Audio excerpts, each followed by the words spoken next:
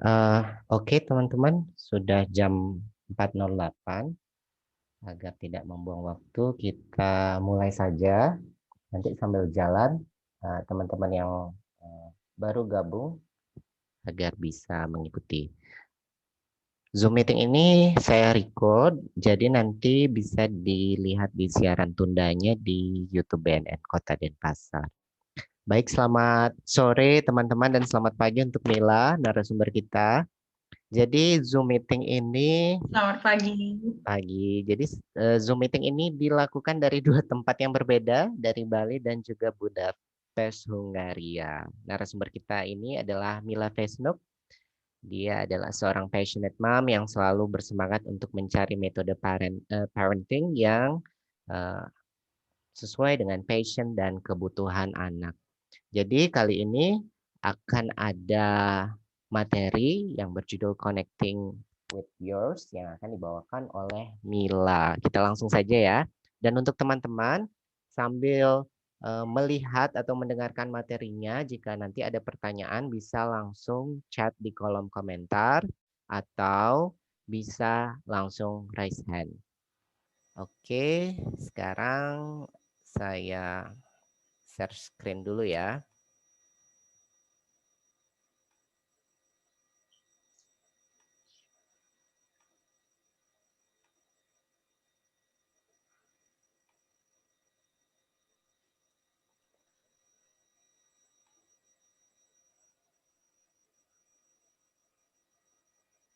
Oke, silakan Mila. Oke, selamat sore yang ada di Bali, yang ada di Indonesia. Jadi dalam kesempatan kali ini saya akan membawakan materi berjudul Connecting with Yours, yang tiada lain adalah membangun hubungan yang bermakna dengan anak-anak di rumah, seperti itu sebagai orang tua ya. Sebelumnya saya perkenalan dulu, nama saya Mila dan saat ini saya adalah ibu dengan 2 orang putri bernama Lania dan Lilu. Dan saya saat ini sedang menyusun program homeschooling yang kami sebut dengan Melali. Itu kenapa disebut di sana nama saya Mila Melali. Jadi saat ini saya sedang membangun program homeschooling ini yang kami sebut Melali, yang saya ambil dari bahasa Bali yang berarti jalan-jalan, di mana Melali ini terdiri dari 3 suku kata ya, yaitu me, la, dan li. Suku kata me saya ambil dari kata meme yang berarti ibu yang merepresentasikan saya sendiri.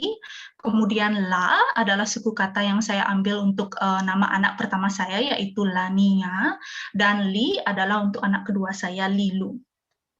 Oke, jadi itu dia cerita sedikit tentang program homeschoolingnya. Next. Oke. Jadi dalam kesempatan kali ini, seperti yang sudah saya sebutkan tadi, saya ingin membahas tentang peran orang tua, ya. Dan saat saya terjun pertama kali menjadi seorang ibu, banyak sekali ada kejadian-kejadian yang mengingatkan saya dengan masa kecil saya, yang mengingatkan saya dengan cara-cara orang tua saya dulu mendidik saya. Dan seiring perjalanan waktu, saya mulai bertanya, orang tua yang seperti apa yang dibutuhkan oleh anak-anak saya, dan orang tua seperti apa yang saya inginkan untuk anak-anak saya. Dan kemudian saya mulai belajar dari anak-anak itu sendiri, dan melihat secara dekat anak-anak serta kebutuhannya. Saya belajar juga dari beberapa artikel, dari buku, dan juga dari beberapa courses yang saya ikuti. Dan menemukan bahwa our childhood affect the way we parent. Jadi masa-masa kecil kita mempengaruhi bagaimana kita menjadi orang tua dan bagaimana kita mengasuh anak kita, seperti itu. Jadi, oke, next. Bisa tolong, next slide. Oke, the new chain. What is your style of parenting? Jadi dalam sharing kali ini, saya lebih ke sharing ya, berbagi pengalaman saya sebagai ibu. Jadi dalam sharing kali ini, saya akan mengajak kita untuk sama-sama kembali lagi ke masa kita anak-anak. dan belajar, mengkaji cara-cara di masa lalu untuk belajar bersama-sama menjadi orang tua yang lebih baik di masa sekarang. Jadi tujuannya di sini tidak untuk menyalahkan, tidak untuk membenci, tidak untuk mengungkit luka lama bagi kalian-kalian yang memiliki masa kecil yang kurang mengenakan ya, dan tidak untuk mengeluhkan cara dari orang tua kita di masa lalu mendidik kita. Jadi di sini saya ingin menjadikan cara orang tua kita di masa lalu itu sebagai pedoman untuk dikaji, untuk kita belajar bersama-sama menjadi orang tua yang lebih baik di masa sekarang. Dan kita juga harus menyadari dari kajian ini bahwa orang tua kita di masa lalu juga memiliki struggle-nya sendiri, dan bahwa mereka juga sudah melakukan hal-hal yang terbaik untuk memberikan tumbuh kembang yang terbaik untuk kita, seperti itu ya. Jadi, adapun konsep-konsep atau nilai-nilai yang menurut saya penting dimiliki untuk sosok orang tua di masa sekarang adalah sebagai berikut. Next slide. Yang pertama, equality. Jadi kesetaraan. Nah, jadi kalau kita berbicara tentang equality, pasti biasanya dikaitkan dengan gender atau gender atau jenis kelamin ya. Tapi equality yang saya maksud di sini adalah mencakup bahasan yang lebih luas, yaitu mencakup gender, kemudian age atau umur, dan appearance, maaf di situ E-nya keputus, appearance, atau bagaimana appearance ya. Kemudian juga social status. Oke, kita bahas pertama dulu dengan gender. Oke, gender ini cukup sulit ya, cukup tough gitu untuk diterapkan. Belum yang sebelumnya, slide sebelumnya, maaf. Bisa tolong kembali ke slide sebelumnya? Ya, kita membahas tentang gender dulu.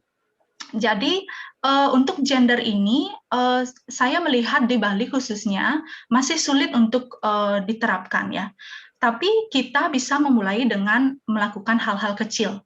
Jadi di masa saya menjadi anak-anak, saya melihat bahwa ada ketimpangan antara laki-laki dan perempuan di Bali khususnya, di mana tempat saya dilahirkan. Bahwa masih tabu kalau ayah saya nyuci piring, masih tabu kalau ayah saya membanten, masih tabu kalau ayah saya mencuci baju, seperti itu. Dan hal ini saya sikapi dengan suami karena saya dan suami sempat tinggal di rumah bajang saya ya dulu selama 3 tahun. Saya menyikapinya dengan hal-hal kecil seperti saat ibu saya merasa kagok ya karena ibu saya adalah mertua yang sangat baik seperti banyak mertua di Bali ya. Ibu saya sering merasa tidak nyaman kalau suami saya mencuci piring seperti itu. Dan disinilah tempat kita untuk stand up, memperlihatkan kepada anak-anak bahwa it's okay, bahwa women and men, bahwa lelaki dan perempuan memiliki kesetaraan, tidak apa-apa. Itu adalah hal yang normal kalau laki-laki mencuci piring, laki-laki juga bisa membanten, laki-laki juga bisa melakukan hal-hal rumah tangga yang lain. Begitu juga dengan wanita. Wanita juga bisa sekuat laki-laki mencari nafkah, seperti itu. Jadi hal ini perlu dibiasakan dan membutuhkan dua pihak, yaitu pihak suami dan istri bekerja sama untuk mendukung dari equality ini, yang dari sisi gender. Kemudian yang kedua, dari segi umur atau age ya. Jadi seringkali kita ketemukan bahwa kakak itu harus selalu mengalah dan adik itu selalu menang walaupun salah gitu misalnya. Misalnya kakak sedang bermain dengan mainan A, kemudian adik tiba-tiba ingin main dengan mainan A dan merebut mainan kakak. Dan orang tua sering berkata bahwa kasih aja adik, dia masih kecil, kasih kamu ngalah, kamu kan sudah besar. Seperti itu, padahal jelas-jelas adik di sini memiliki status yang salah. Adik merebut mainan kakak begitu saja. Dan saya di sini sebagai orang tua sangat menghindari ini ya. Kalau memang Lilu atau adik dari Lania ini salah, saya akan bilang sama Lilu bahwa tidak benar adanya kalau kamu merebut mainan kakak. Kakak main dengan ini pertama kali kamu tidak boleh merebutnya dulu. Kasih dulu kakak main, nanti kalau kakak sudah bosan, nanti Lilu bisa main dengan mainan ini. Untuk sekarang Lilu main dengan mainan yang lain. Jadi seperti itu. Jangan biarkan ketimpangan ini terjadi. Tapi bedakan ya, ada beberapa hal yang bisa menjadi pengecualian, seperti contohnya saat naik pesawat. Saya memiliki ini cerita saat kita naik pesawat dan Lilu saat itu masih kecil ya, umurnya 1 tahun. Jadi Lilu mendapatkan bassinet. Jadi seperti kasur kecil di pesawat. Sedangkan Lania tidak mendapatkan bassinet. Dan dia bertanya, kenapa? Kenapa Lilu bisa tidur seperti itu, sedangkan saya harus duduk di pangkuan mama? Dan saya berkata, nah di sini adalah tempat yang tepat untuk membedakan. Ini karena Lilu masih kecil, Lilu perlu terlentang seperti ini. Ini adalah cara aman untuk kita berkendara di dalam pesawat terbang. Jadi itu bedanya. Jadi di sini harus dibedakan di mana age atau umur itu bisa menjadi perbedaan ketimpangan atau tidak, seperti itu. Yang kedua, appearance. Nah, karena saya memiliki 2 orang anak perempuan dan dengan begitu banyak standar-standar yang ada di masyarakat saat ini ya tentang kecantikan, saya merasa penting adanya bahwa kita harus mengubah sedikit konsep kecantikan ini, di mana kecantikan tidak bisa diberikan standar sedemikian rupa. Jadi kecantikan itu lebih kepada karakter. Kecantikan itu lebih dari kecantikan dari dalam, seperti itu. Dan ini biasanya saya berikan pengetahuan ini melalui buku. Salah satu buku yang suka saya baca adalah ini. Buku ini judulnya The Snitches and Other Stories. Jadi di sini ceritanya ada makhluk ini dari Dr. Seuss ya, yang anak-anak saya sangat suka. Jadi dari buku ini ada makhluk-makhluk ini creature yang tidak mau ngajak creature lainnya padahal mereka terlihat sangat sama. Beda dari mereka adalah mereka punya bintang atau tidak punya bintang saja di perutnya. Jadi di situ kita bisa melihat. Jadi hal-hal seperti ini bisa diberikan pengetahuan oleh anak-anak dengan buku-buku yang tersedia ya. Kemudian yang terakhir di sini adalah social status. Nah, ini sangatlah penting. Jangan sampai anak-anak kita menjadi kurang sopan atau bahasa kasarnya itu kurang ajar gitu ya terhadap asisten rumah tangga yang mungkin dimiliki di rumah atau kepada pegawai restoran yang kita datangi restorannya gitu. Jadi biasakan kita sebagai orang tua, karena anak-anak itu sangat observant ya. Jadi mereka walaupun mereka tidak terlihat mendengarkan, mereka tidak terlihat memperhatikan, tapi mereka menyerap semua ini. Jadi kita sebagai orang tua harus sangat berhati-hati ya. Jadi saya terkait dengan sosial status ini, kalau kita biasanya di Bali kita sering pergi ke restoran setiap weekend gitu ya.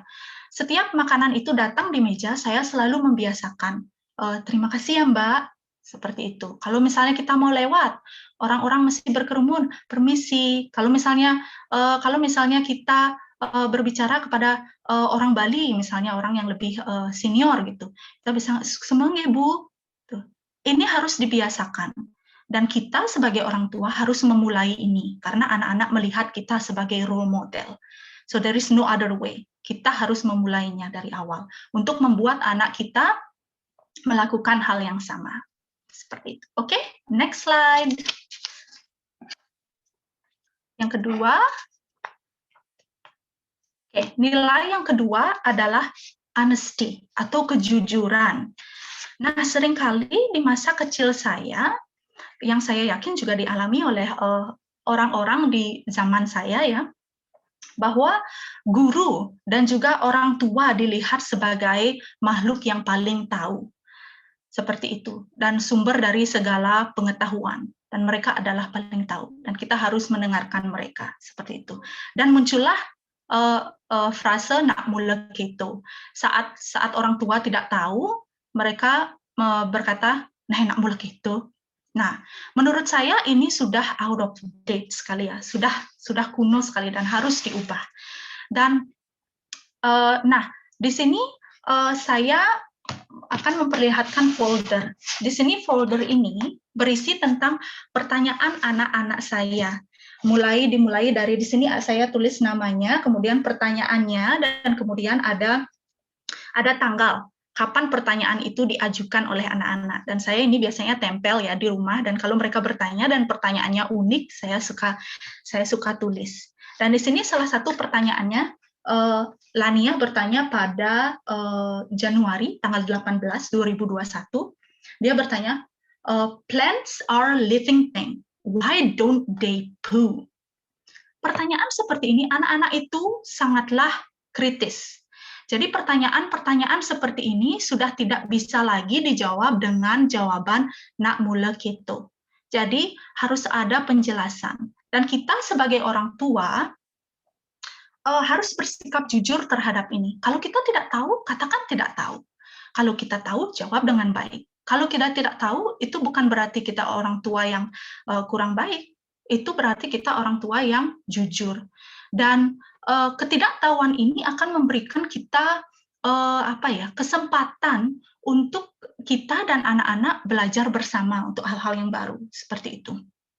Nah, selain tentang kejujuran kita tentang fakta-fakta yang ada yang sering ditanyakan oleh anak-anak, kita juga harus jujur tentang feeling atau perasaan kita. Seringkali dulu kalau ibu saya merasa sedih seperti itu ya, merasa marah, sering beliau sembunyikan. Sebenarnya maksudnya baik ya.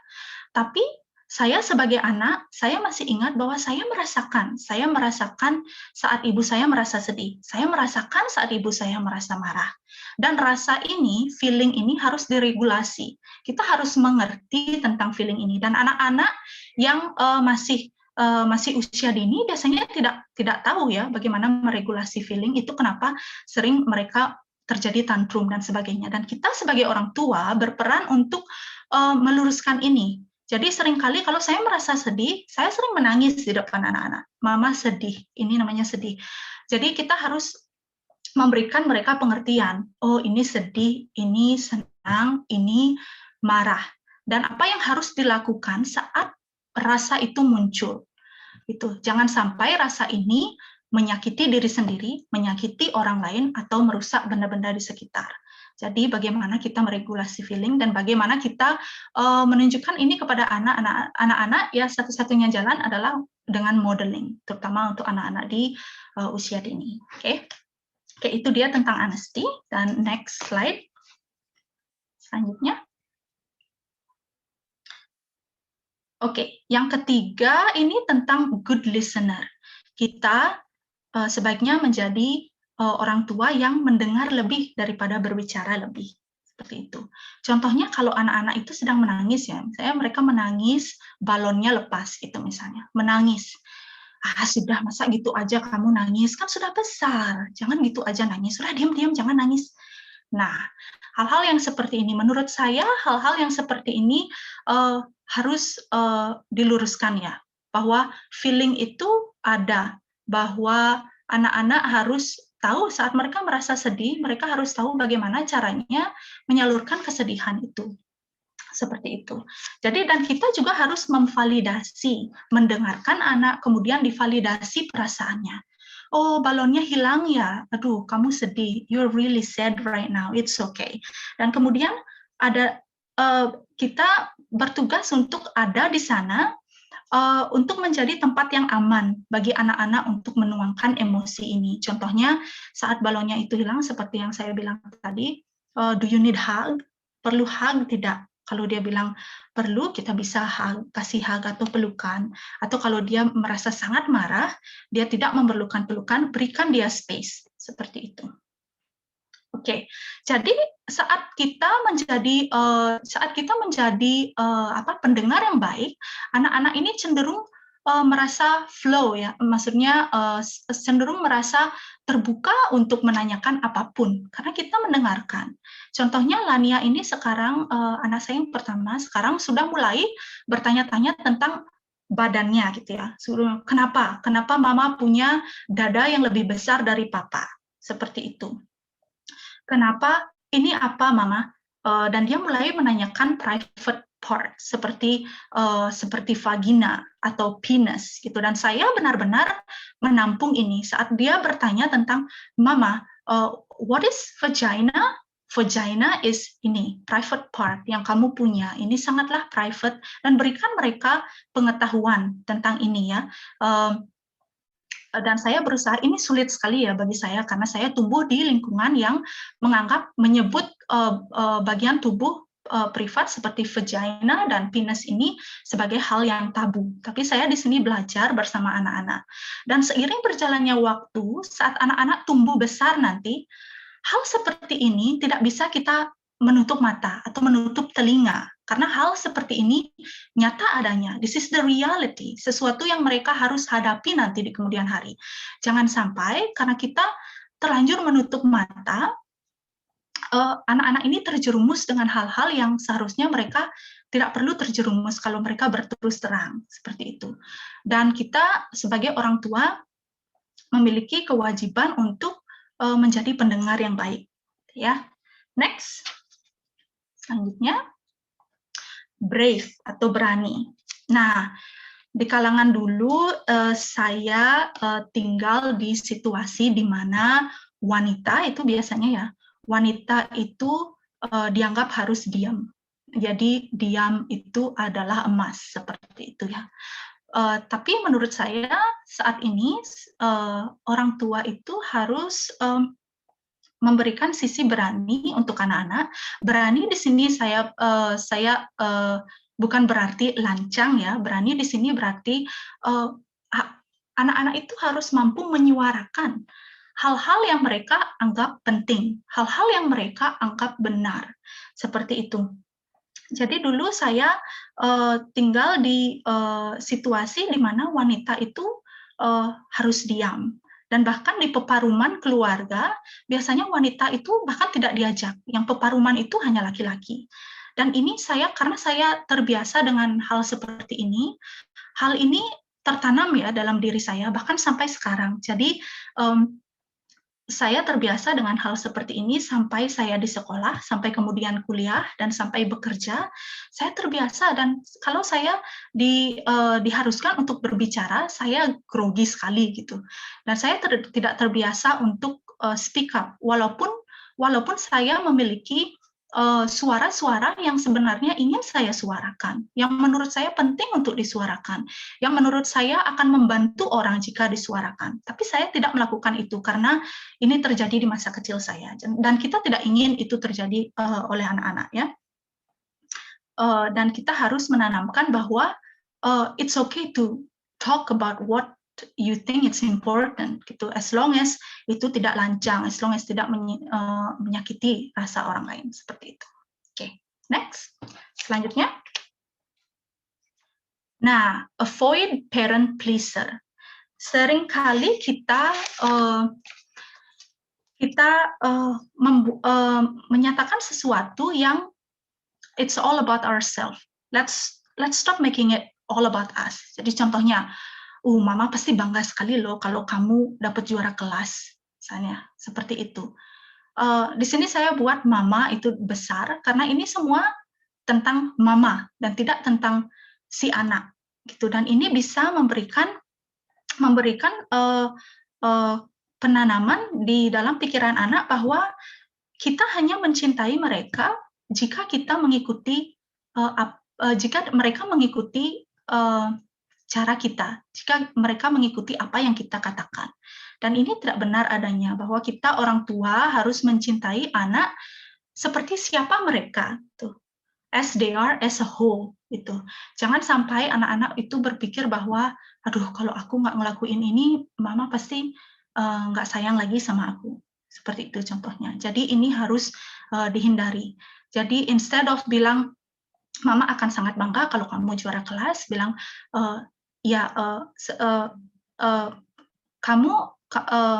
kita harus saat misalnya mereka tidak mendapatkan nilai yang baik, kita harus lebih suportif gitu.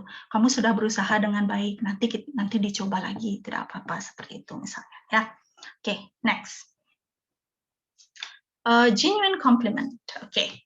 Jadi kita sering ya memberikan hukuman kepada anak-anak dalam berbagai macam bentuk jika mereka melakukan hal yang kita anggap tidak benar. Tapi sebenarnya hukuman ini hanya memberikan dampak yang instan dan tidak berkelanjutan. Hukuman ini bisa berupa verbal ya, misalnya kita keras sama anak-anak. Anak-anak saat itu pasti langsung diam, dan itu efeknya. Tapi apakah ini berarti bahwa anak-anak tidak akan melakukan kesalahan yang sama? Tidak. Jadi hukuman itu biasanya memberikan dampak yang instan saat itu saja. Tetapi itu bukan berarti akan merubah behavior atau merubah tingkah laku anak. Jadi apa yang bisa kita lakukan adalah memberikan pujian atau genuine compliment. Pujian bukan berarti harus kamu pintar sekali dan sedemikian rupa ya. Pujian yang genuine, yang sesuai dengan apa yang dilakukan oleh anak-anak. Seperti itu. Dan biasanya compliment atau pujian yang akan memberikan efek adalah pujian yang terutama untuk anak-anak usia dini ya, saya bilang. Pujian yang langsung, pujian yang singkat dan jelas, ditambah dengan physical contact. Contohnya kalau kita ingin membudayakan anak untuk berkata terima kasih setelah dia diberikan sesuatu misalnya. Nah, saat kita memberikan sesuatu, anak itu bilang thank you atau terima kasih. Langsung saat saat detik itu kita bilang, wow, tadi Lilu sudah bilang terima kasih sama mama, bagus sekali nak. Kemudian berikan sentuhan, misalnya kemudian tatap matanya. Dan itu adalah genuine compliment. Dan ini akan membuat anak untuk melakukan ini lagi, dan lagi. Positive reinforcement. Seperti itu. Kemudian next. Selanjutnya, genuine sorry. Nah, saat saya anak-anak ya, kata maaf ini sulit sekali terungkap oleh baik itu orang tua ataupun saya sendiri. Kita tidak terbiasa mengungkapkan kata maaf gitu ya. Sedangkan menurut saya ini penting adanya. Kalau kita orang tua merasa kita bersalah, kita wajib meminta maaf. Seperti itu. Di sini saya menulis yes for why, no for but. Tapi dulu juga saat orang tua meminta maaf, mungkin mereka meminta maafnya seperti ini ya. Contohnya saat mereka marah-marah dan akhirnya melempar barang, contohnya seperti itu. Mereka, oke deh, mama minta maaf sama kamu, tapi kamu itu loh, mama kan sudah suruh beberapa kali, tapi tetap aja nggak mau langsung mandi, misalnya seperti itu. Nah, di sini terlihat bahwa kita meminta maaf, tapi titik beratnya tidak pada maaf kita. Titik beratnya lebih kepada apa hal-hal salah yang anak-anak kita lakukan.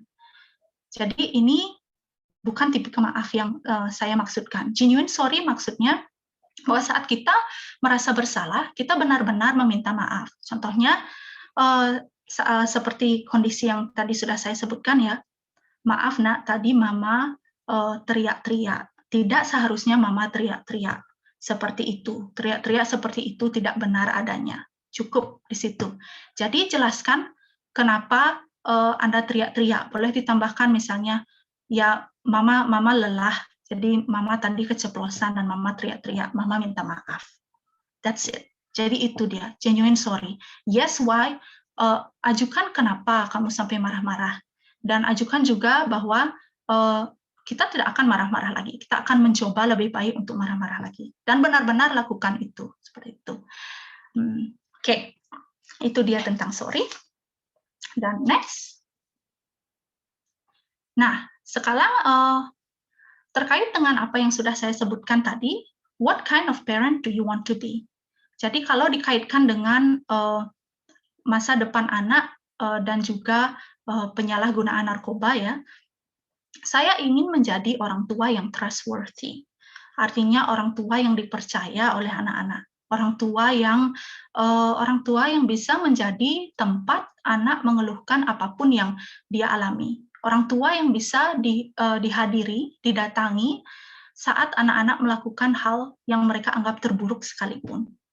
Jadi seperti itu. Jadi dengan menjadi orang tua yang seperti ini, kita bisa membantu anak ya untuk menghadapi hal-hal yang mungkin akan sulit di masa mereka nanti besar, seperti masa-masa teenager, seperti itu. Okay, next. Oke, reconnect with yours. Oke, jadi setelah saya membahas nilai-nilai tadi, kita bisa reconnect lagi dengan anak-anak ya, membangun koneksi yang baik setelah kita memiliki pemahaman tentang nilai-nilai orang tua seperti apa yang kita inginkan, yang kita ingin tanamkan untuk diri kita sendiri dan untuk anak-anak, seperti itu. Kemudian next. Nah, reconnect with yours dan how to start. Apa yang kita butuhkan? Definitely, kita akan membutuhkan time, kita akan membutuhkan waktu. Dan juga attention, care, and affection. Ini adalah hal-hal yang sangat penting yang akan kita butuhkan dalam melakukan reconnect with anak-anak ini. Okay, next. Dan how to start. Ya, yeah. Next. Bagaimana saya memulai? Pertama, think, pikirkan. Kedua, talk, bicarakan, dan kemudian do, lakukan bersama anak-anak. Nah, pikirkan di sini yang saya maksud adalah pikirkan tentang alokasi waktu untuk anak. Apalagi di masa-masa sulit seperti pandemi saat ini ya, mungkin ada banyak orang tua yang harus bekerja di rumah. Dan di sini kita harus memikirkan di slot-slot waktu yang mana kita bisa benar-benar penuh tuangkan untuk anak-anak. Kemudian slot-slot mana yang kira-kira kita tidak bisa diganggu. Nah, itu dipikirkan dulu. Setelah itu sudah terpikirkan, kemudian bicarakan dengan anak-anak. Kemudian susun schedule. Dan ini sangatlah membantu ya, membantu saya. Mungkin ini bisa dilihat, ini adalah schedule secara rough, secara kasar antara saya dan anak-anak. Saya bicarakan ini kepada anak-anak. Jadi saat kamu bangun, kamu begini, melakukan ini. Kemudian mama akan membuat breakfast. Saat mama membuat breakfast, kamu bermain dengan adik seperti itu. Dan rinci. Dan ini akan membantu kita untuk melakukan koneksi, untuk melakukan interaksi dengan anak yang lebih baik. Dan anak-anak pun tahu, biasanya anak-anak itu senang sekali kalau, bukan senang sekali, merasa lebih nyaman ya, kalau mereka tahu apa yang akan datang selanjutnya, apa yang akan mereka lakukan selanjutnya. Jadi kalau misalnya mereka mulai tidak tahu, kapan ya aku kira-kira bisa main sama mama, mereka bisa datang ke sini dan melihat apa yang akan mereka lakukan. Dan kemudian setelah ini tercipta atau schedule ini terbuat, lakukan bersama dengan anak-anak. Be consistent with this. Oke, next, selanjutnya, what works. Jadi apa yang sejauh ini bekerja untuk saya, maksudnya yang sesuai untuk saya dan keluarga, diantaranya sebagai berikut. Next. Yang pertama, building new habits together. Jadi sejak tahun lalu bulan April saya membangun kebiasaan baru, yaitu berolahraga. Dulu saya sama sekali orang yang tidak suka olahraga, dan kemudian saya membangun habits ini bersama anak-anak. Saya masukkan ke schedule bagaimana kalau kita mulai berolahraga. Jadi di pagi hari itu saya olahraga dengan video saya, kemudian anak-anak berolahraga dengan videonya mereka ya, dan kita lakukan ini bersama.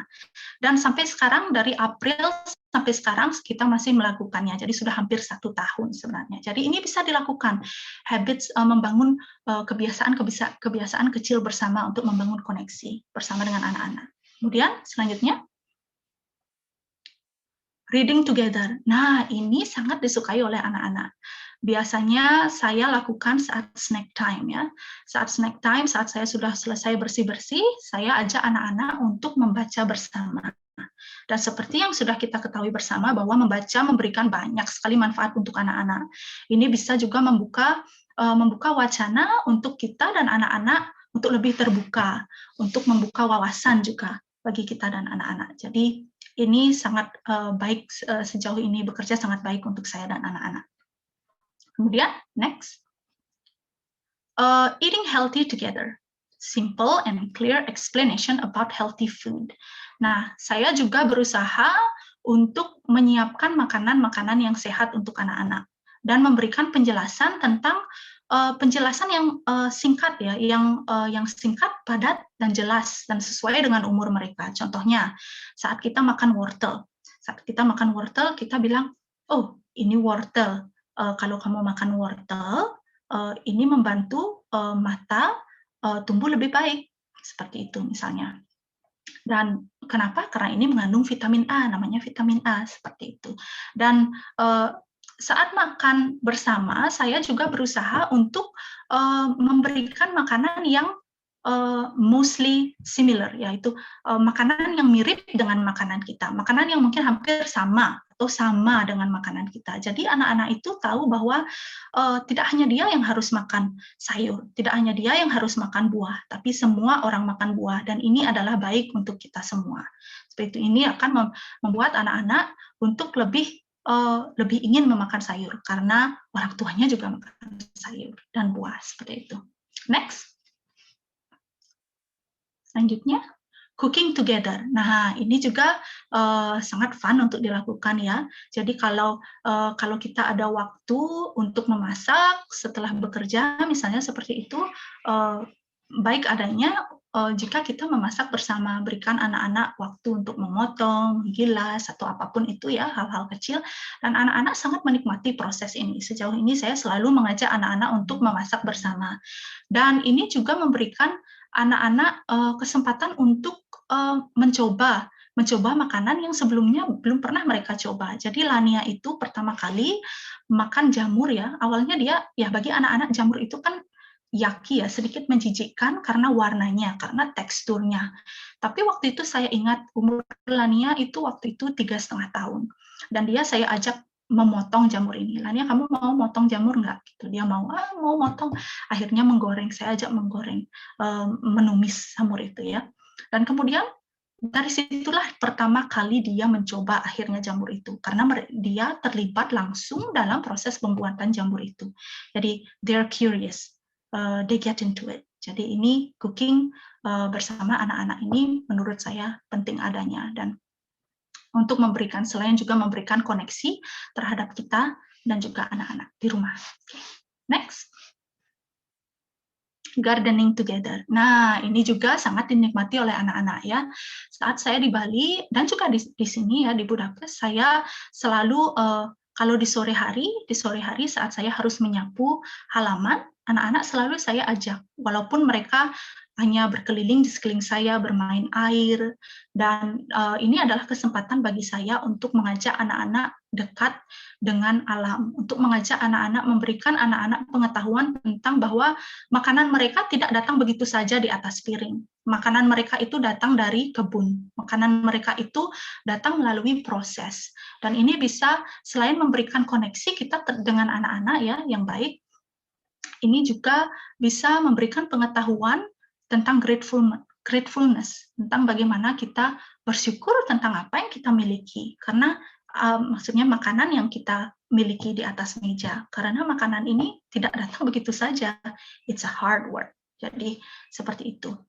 Next, making toys together. Dan saya sering juga melakukan ini ya, kita sering membuat mainan bersama, buat crafting bersama, dan ini saya temukan bahwa membuat mainan bersama dan melakukan hal-hal seperti ini bersama anak-anak membantu saya untuk jauh lebih dekat dengan anak-anak. Seperti itu. Next. Playing together. Nah, kenapa saya pilih foto ini? Karena saat bermain Lego, saya juga bermain bersama anak-anak. Saya tidak sekedar berada di sana, kemudian melakukan hal lain. Saya juga melakukan apa yang mereka lakukan.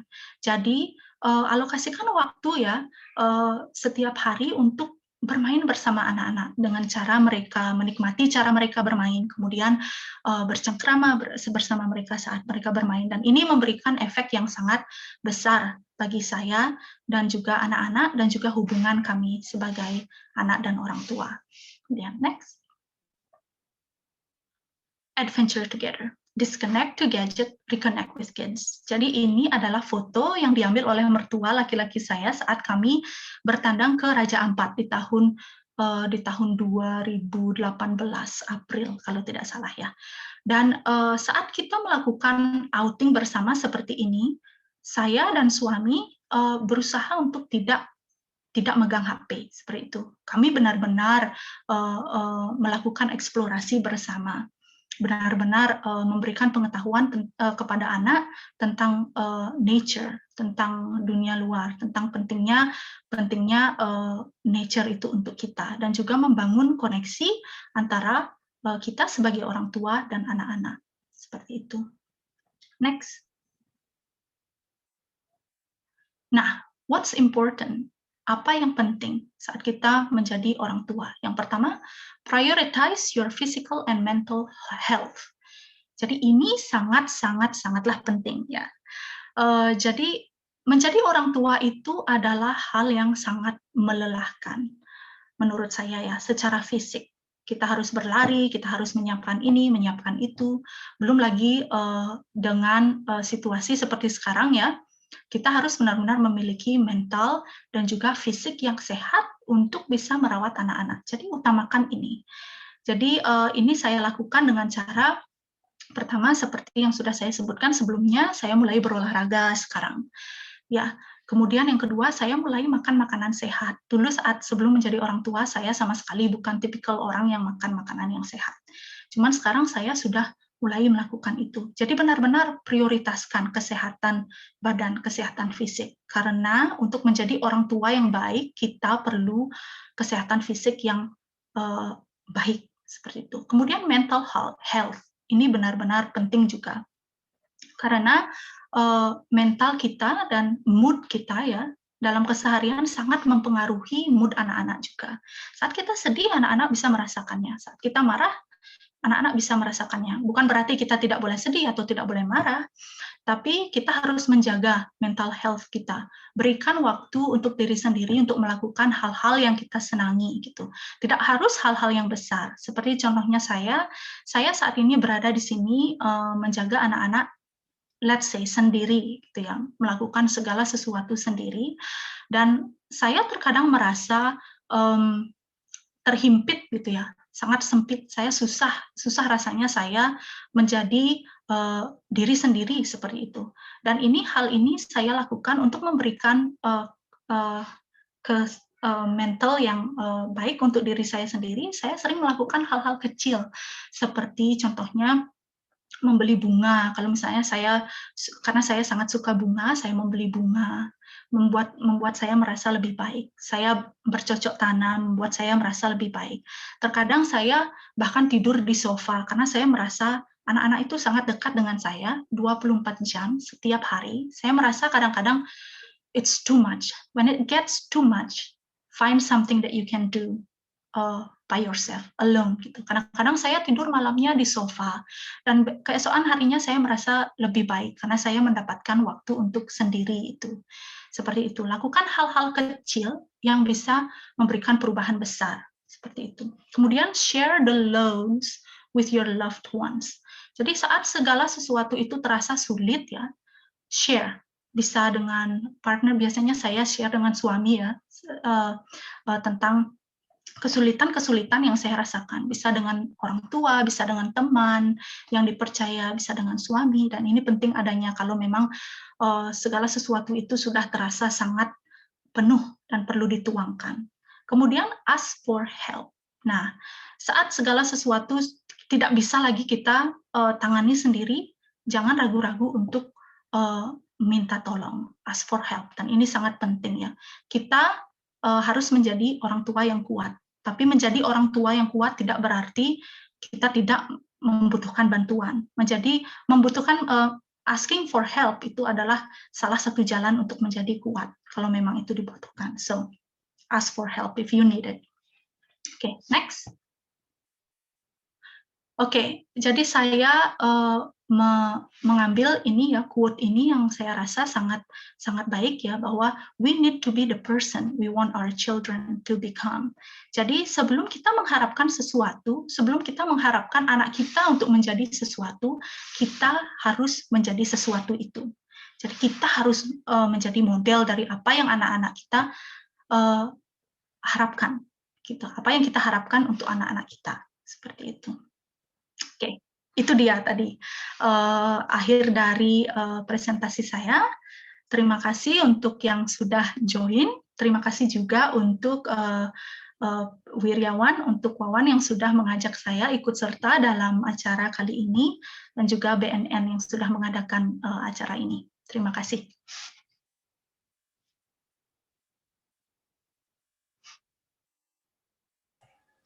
Terima kasih Mila atas materinya, luar biasa sekali.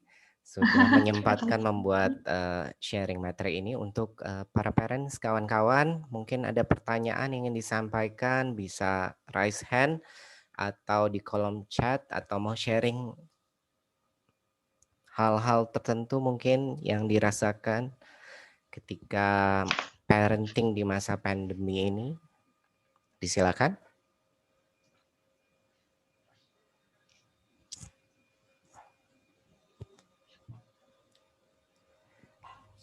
Mungkin saya dulu kali ya nanya ke Mila. Kalau umpamanya di Hungary itu apa mirip di Indonesia untuk pembatasan pergerakannya, atau mungkin istilahnya di sana lockdown mungkin, atau bagaimana saat ini? Oke, saat ini kita lockdown lagi ya. Dulu sudah sempat, di sini sebenarnya yang terinfeksi dengan virus tidak banyak sama sekali ya di awal, tapi seiring berjalannya waktu itu naik, kemudian turun dan naik lagi. Dan beberapa waktu lalu, mulai 2 minggu lalu kita lockdown lagi. Jadi yang diizinkan biasanya untuk pergi grocery shopping ke misalnya ke supermarket, yang dibuka itu hanya supermarket dan juga rumah sakit dan dokter dan juga drugstore atau apotek, itu saja. Jadi tapi kita masih bisa pergi ke taman. Jadi kebetulan di sini banyak ada taman dan juga banyak ada nature spot yang kita bisa kunjungi dengan tetap menjaga jarak, tetap harus memakai masker dan sebagainya. Seperti itu. Masih diizinkan untuk keluar ke tempat-tempat seperti itu, ke tempat-tempat terbuka, tapi tidak di tempat seperti mall, hal-hal seperti itu, shopping mall itu sudah ditutup semua. Seperti itu. Tapi kalau untuk anak-anak dari Mila sendiri, apakah merasakan kebosanan itu selama masa pandemi? Kira-kira mungkin bisa di-sharing tipsnya untuk teman-teman? Oke, jadi anak-anak saya, mereka bertanya ya, jadi saya juga memberikan pengetahuan tentang ini, bahwa ini namanya pandemi, bahwa ada virus yang namanya virus corona, jadi kita tidak bisa keluar. Mereka bertanya-tanya, karena saya mulai, memang ya dari awal saya tidak membiasakan untuk membawa anak ke mall atau membawa anak untuk grocery shopping. Biasanya, walaupun sebelum pandemi ya, saya sangat menghindari untuk membawa anak ke supermarket. Tapi kadang-kadang kami bawa juga gitu. Dan mereka bertanya, kenapa sekarang Lania dan Lilu tidak boleh ikut gitu? Karena ada yang namanya pandemi. Dan saya jelaskan, dan mereka merasakan itu, mereka merasakan bahwa ini ada, dan mereka juga terbiasa ya. Kita biasanya sering sekali traveling ya, jadi dari satu negara ke negara lain, dan tiba-tiba kita di rumah saja gitu. Mereka bertanya, kenapa kita nggak pernah lagi ke sini? Kenapa kita tidak pernah lagi ke rumah Nana, misalnya gitu, Nana di Kanada gitu. Ini karena terjadi pandemi gitu. Tapi kalau untuk bosan di rumah sih sejauh ini mereka masih baik-baik saja ya, karena sebenarnya kehidupan mereka tidak banyak berubah gitu. Sejak kami di Bali, sejak mereka lahir juga saya sudah terbiasa melakukan hal-hal bersama dengan mereka di rumah saja gitu. Jadi memang mereka tidak merasakan banyak dampak dari sisi itu. Jadi mereka saat ini baik-baik saja. Mereka biasanya kangennya itu, kangen traveling biasanya. Kemudian bertanya-tanya kenapa mereka tidak boleh ke tempat-tempat umum, kenapa kita memakai masker, seperti itu.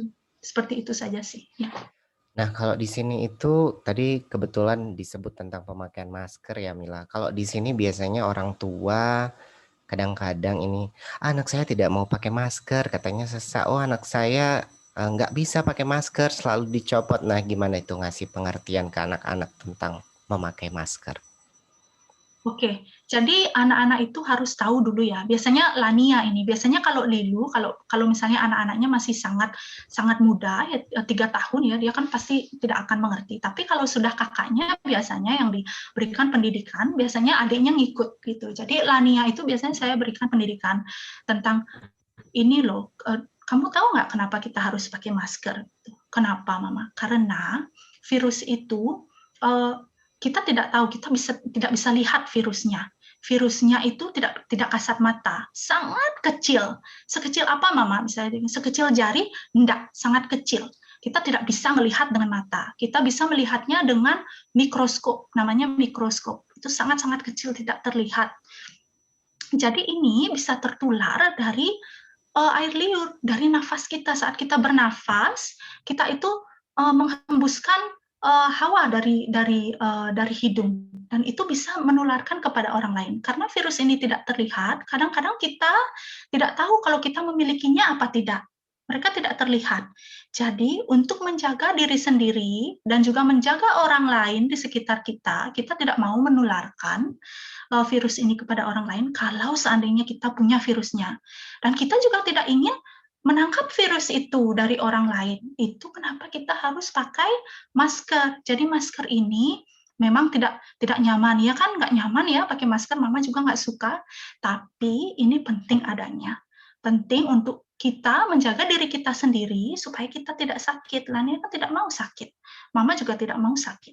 Dan kita juga tidak mau membuat orang-orang lain sakit. Dan ceritakan seperti itu.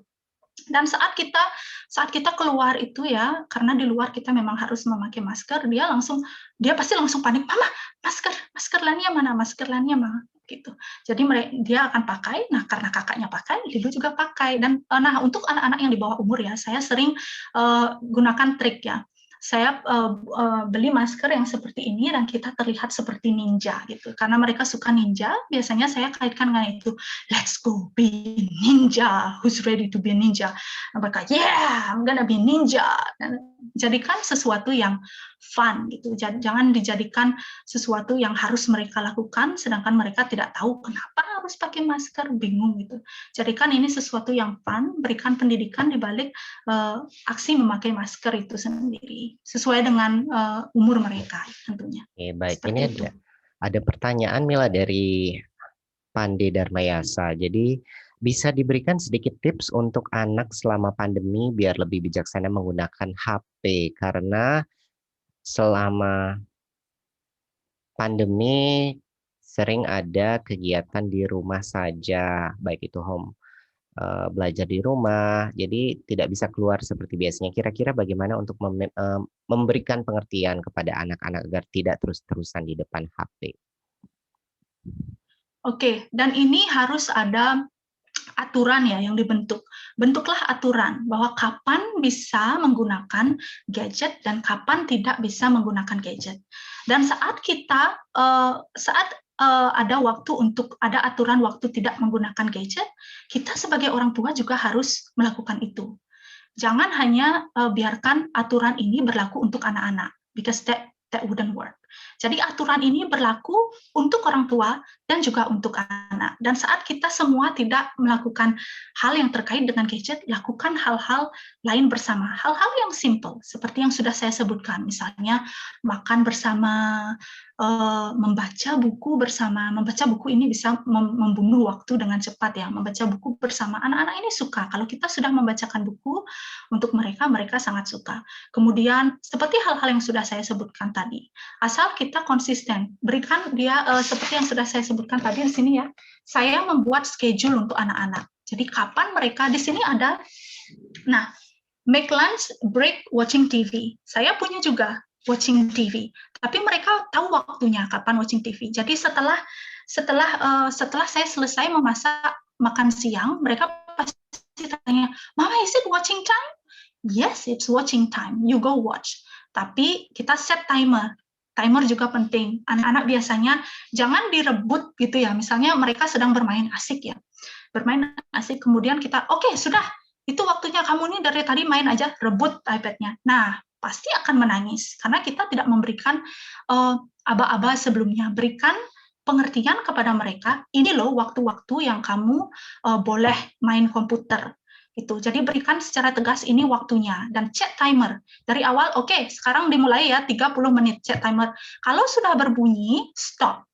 Jadi stop. Tidak hanya mereka yang stop, kita juga stop gitu. Jadi ini bagaimana kita membuat rule ini bekerja untuk anak-anak. Selain itu, berikan pengetahuan tentang bagaimana berinteraksi dengan gadget ini dalam jangka waktu yang lama adalah tidak sehat untuk mereka. Gitu. Berikan pengetahuan itu. Dan Lania pun tahu. Kadang-kadang dia, karena 30 menit itu ya tidak cukup untuk dia. Ya. Kadang-kadang dia masih main game 30 menit. Oh mama, why can I watch more? Saya bilang, karena itu tidak sehat untuk kamu nak. Saya bilang, kenapa tidak sehat? Gimana? Mata kamu tahu gadget itu ada sinarnya, dan sinarnya itu tidak akan baik untuk mata. Mata kamu nanti mau Lania tidak bisa melihat seperti itu. Ceritakan bahwa itu tidak baik untuk mata. Kemudian itu it's not good for your brain. Your brain need to exercise. How do you exercise your brain? By playing. You can play. That's how you exercise your brain. Your brain need to be exercised.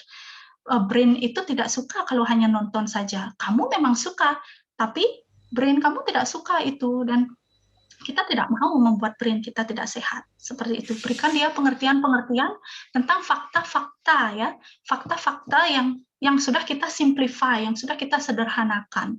Berikan pengetahuan itu. Seperti itu. Jadi aturan harus ada, dan juga fakta-fakta. Berikan pengetahuan kenapa berada di depan screen itu tidak baik adanya. Terlalu banyak. Seperti itu. Baik, berarti memang harus ada aturan, kemudian memberikan pengertian dari sejak dini, dan juga memastikan bahwa aturan itu juga berlaku untuk orang tuanya ya. Jangan sampai, oh mama masih bisa main HP kayak gitu. Baik, begitu Dipande jawabannya dari Mila. Ada lagi mungkin parents mau bertanya? Sebelum saya minta satu conclusion mungkin dari Mila untuk closing statement. Oke, sudah cukup ya. Baik. Kira-kira Mila apa closing statement-nya? Oke, jadi closing statement saya bahwa kita sebagai orang tua, kita tidak akan pernah menjadi sempurna. Seperti itu ya. Tidak ada orang yang sempurna. Dan kita, it's okay kalau misalnya kita tidak tahu tentang apa yang harus kita lakukan. Tapi dengan ini kita bisa belajar bersama anak-anak tentang apa yang harus ditempuh untuk menjadi keluarga yang lebih baik. Gitu. Jadi jangan mencari kesempurnaan. Yang kita cari adalah bagaimana kita berniat untuk menjadi yang lebih baik dengan cara belajar dari orang lain dan belajar dari banyak pihak untuk menjadi orang tua yang lebih baik. Seperti itu. Kira-kira. Oke, terima kasih untuk Mila. Terima kasih juga untuk para parents yang sudah menyediakan waktu hadir bersama di sesi sharing ini. Dan juga semoga apa yang kita dengarkan bersama dari Mila bisa bermanfaat untuk melaksanakan tugas ya, tugas sebagai orang tua, parenting khususnya di masa-masa yang memang butuh adaptasi seperti ini, yaitu masa new normal atau pandemi. Terima kasih sekali lagi untuk semuanya atas kesempatannya. Kita berjumpa lagi di sesi Prajuru Belajar lainnya dengan narasumber lainnya tentunya. Terima kasih Mila. Oke, terima kasih semua. Terima kasih ya.